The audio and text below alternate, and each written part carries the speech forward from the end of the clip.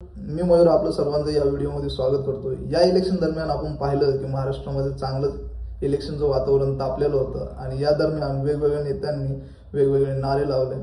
जेव्हा योगी सारखा नेता महाराष्ट्रामध्ये येतो आणि तो कटेगे जैसा नारा लावतो तर याच्यावरती हाय तो पाहायला भेटतं। बऱ्याच विरोधी पक्षांचा विरोधी पाहायला भेटतो आणि त्यांचे रिएक्शन सुद्धा पाहायला भेटतात। तर आज आपण बोलणार आहोत या इलेक्शन पिरियड मध्ये जे काही नारे लावले गेले त्याच्यावर जे काही रिएक्शन आले त्याबद्दल। जब हम एक रहेंगे नेक रहेंगे तभी नेक रहेंगे, बटेंगे तो कटेंगे।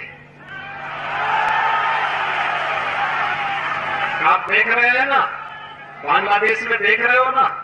जेव्हा योगी सारखा नेता महाराष्ट्रामध्ये येतो आणि बटेगे तो कटेगे जसा नारा लावतो तर याच्यावरती अपोजिशन खूप रिॲक्ट करतो। आणि जर वोट जिहाद तुम्हाला माहिती नसेल तर ते मी सांगतो वोट जिहाद कशाला म्हणतात। जेव्हा लोकसभा इलेक्शन चालू होते त्या दरम्यान वेगवेगळ्या शहरांमध्ये फतवे काढले गेले की तुम्ही या पार्टीलाच मतदान करा, या पार्टीला करू नका। भले ते बीजेपी पार्टी असो या बीजेपीला सपोर्ट करणारी पार्टीज असू दे त्यांना मतदान करू नका असं फतवे काढून स्पीकरवर सांगितलं गेलं आणि असे मेसेजही लोकांना पाठवले गेले व्हॉट्सअपवरती। त्याला म्हणतात वोट जिहाद, ज्यांनी एक पूर्ण रिलीजन बीजेपीला सपोर्ट करायचं सोडून टाकला आणि त्याचा जे रिझल्ट आला ते आपण लोकसभेच्या इलेक्शन मध्ये पाहिलेलंच आहे। रहेंगे तो सेफ रहेंगे, एक रहेंगे तो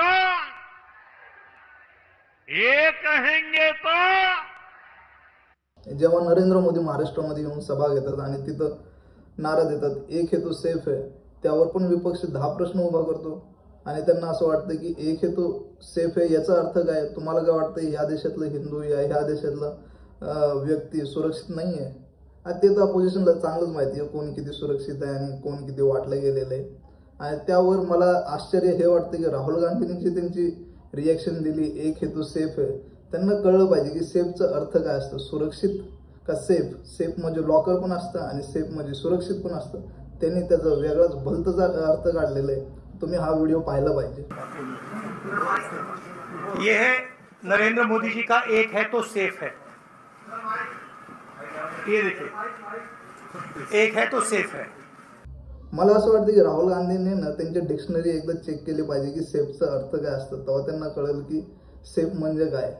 ते लॉकर घेऊन आले आणि तिथं चांगलंच नाटक त्यांनी केलं की एक हे तो सेफ आहे म्हणजे बीजेपीला काय बोलायचं, म्हणजे मोदींना काय बोलायचं, कोणासोबत एक आहेत आणि कोणासोबत त्यांची सुरक्षा आहे, कोणासोबत ते सेफ आहेत। एक है तो सेफ है, ये नरेंद्र मोदी जी की महाराष्ट्र सरकार की स्ट्रेटेजी है। हम आपको ये दिखाना चाह रहे हैं।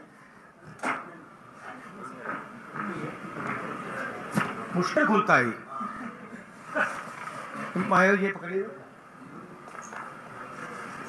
ये देखिए एक है तो सेफ है।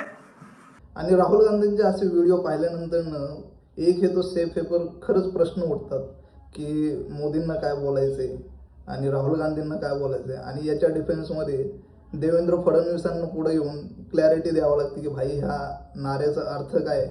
विरोधी पक्ष हे पण बोलतात की बीजेपी वोट जिहाद करण्याचा प्रयत्न करते आणि वोट जिहाद मला वाटतं की लोकसभेच्या इलेक्शनमध्ये आपण पाहिलेलंच आहे की कोणी वोट जिहाद केलेलं आहे।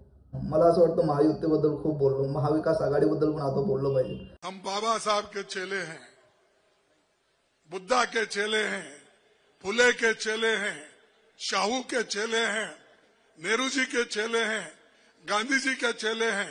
जेव्हा मल्लिकार्जुन खड़गे पुण्यामध्ये येतात आणि त्यांच्या भाषणामध्ये ते बोलतात की आम्ही बाबासाहेबांचे चेले आहोत, फुलेंचे चेले आहोत, शाहूंचे चेले आहोत, नेहरूंचे चेले आहोत, गांधींचे चेले आहोत। मला असं वाटतं की तुम्ही गांधी आणि नेहरूंचे चेले असू शकतात पण बाबासाहेबांचे चेले कधीही नसतात आणि त्यांच्या वाटेवर चालणं तुमच्यासाठी खूपच अवघड असणार आहे आणि ते तुम्ही करू शकत नाही।